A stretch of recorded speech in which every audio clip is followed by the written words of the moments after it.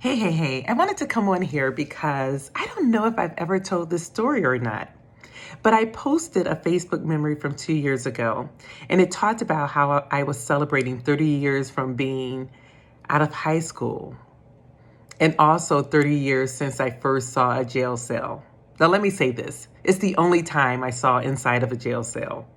So I had not been in jail since, but I can't remember if I shared this story or not. So I figured I'll come on here because someone had asked me about it.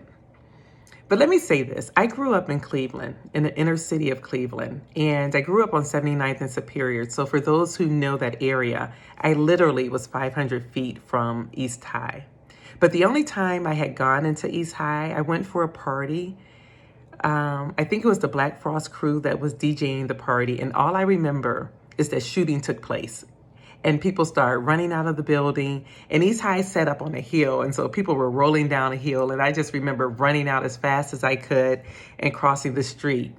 So between that party and running indoor track at East High, that's the only time I've really been in that building. I was in honors classes, so I was sent to Collinwood. And there I was able to run track. We had a great track team. Met wonderful friends who are still my friends to this day. And so it was really, really nice. So even though I didn't grow up in the area of Collinwood, I was able to develop friendships. And most of the friendships that I had were from people who either ran track or people who was part of the honors classes. So we had classes together. So I was at Collinwood from 9th to 12th grade. So it was really exciting when it was time to graduate. And I was one of the people who was top of the class. And we went to graduation. And after graduation, our graduation was at the front row. And after we left graduation, a group of us went to eat dinner. And now people go to Cheesecake Factory. Not us. We were going to China Mountain. I think that's the name of the restaurant. But it's a little Chinese restaurant that's right there by Collinwood High School. So we went in there, and it's not even a place where you can sit and eat. I don't even know if it still is around, but it was a little Chinese takeout place. So we got our food, and we went to our cars. And I can't remember how many people were there, but I just know that I was driving my mom's car. And I can't remember how many of us were there, but we were sitting in the parking lot eating our dinner. Now, mind you, it's the honors class, right? So all of us that just graduated from high school. So all of a sudden, police come up on us and they tell us that it's curfew and that we were out past curfew. So I guess curfew was 9 o'clock. And so even though I was with people who were older than 18, because some of the seniors, were already 18. And then it was also one of my friends who had graduated 2 years prior too. So he's a good 20, right?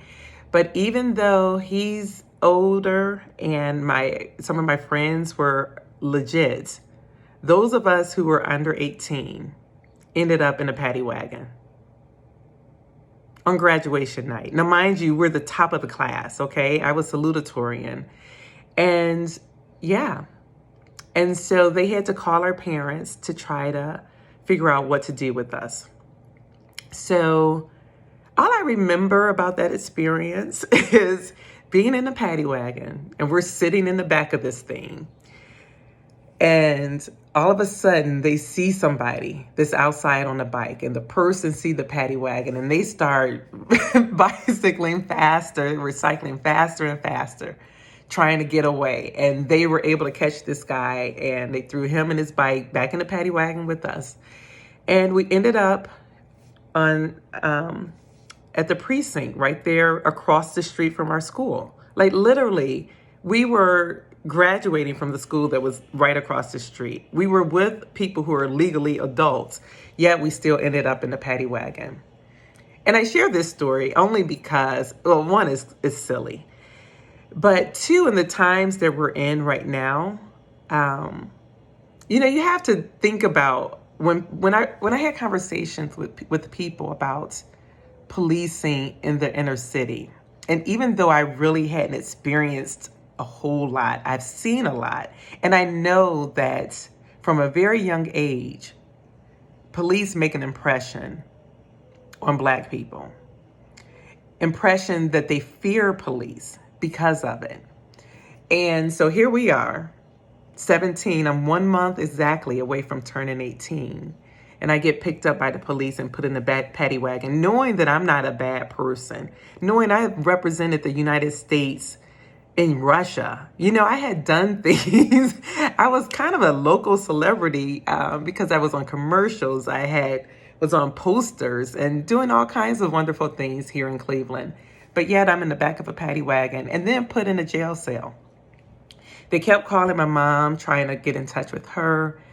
And I just remember that we dropped some people off, but they couldn't find one of our friends' mom. So they had to drop him off at his aunt's.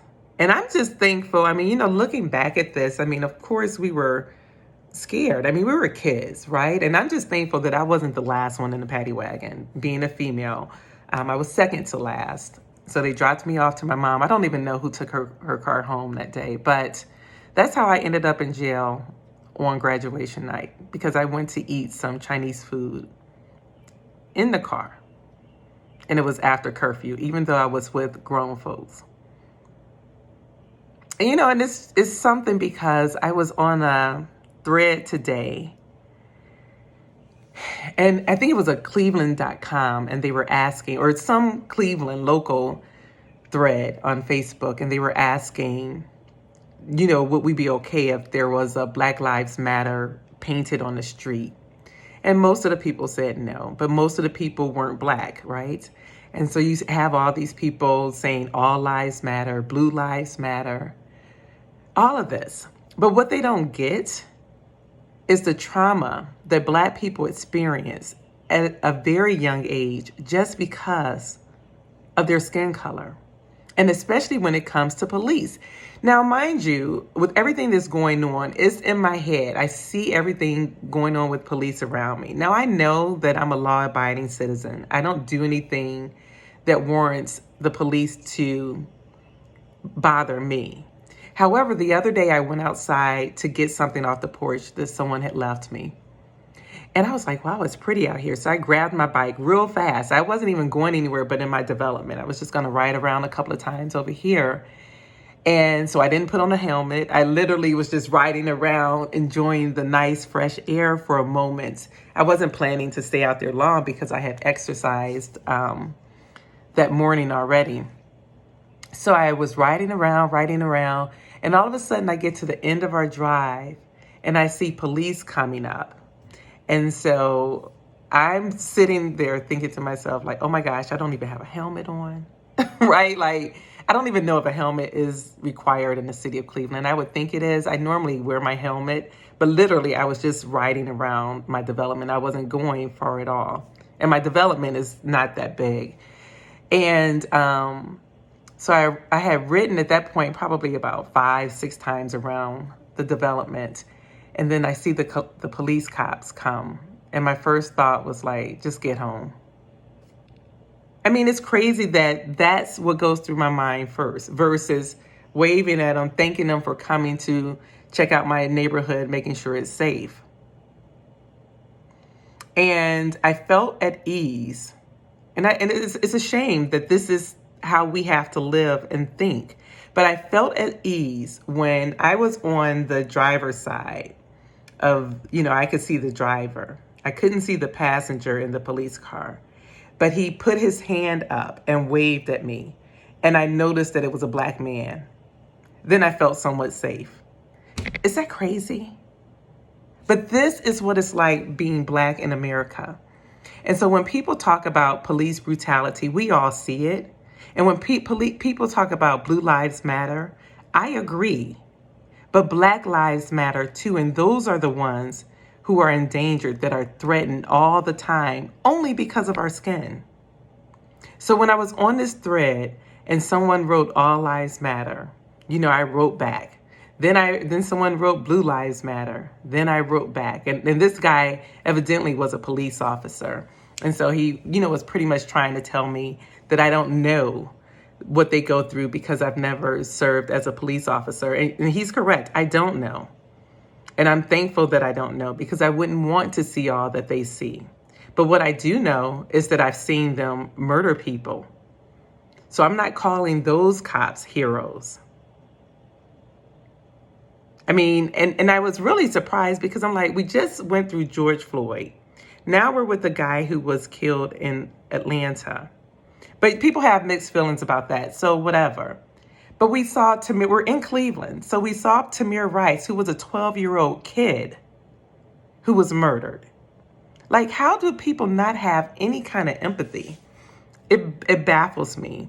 But I just figured I'll share this story, this silly story of me going to jail, but also to use it as a highlight as to how Black people have been treated and are treated. And people who know me know the type of person I am. So you know I'm not the type of person that should ever be in a jail cell. But I did spend some time there. And I guess they were trying to teach us a lesson. But that wasn't a lesson that I needed. You know, I had great parents, and so I didn't feel that I needed that lesson. But just think about all the kids that they do that to who are traumatized. I was watching a video just the other day where it was a guy playing basketball in his own yard, shooting a basketball. He see a police car coming down the street. He hides behind his mom's Jeep. Why do we have to live like that? Why do we have to fear the police that are supposed to be there to protect us? And the reason is because of the cops that keep killing people. That's the reason.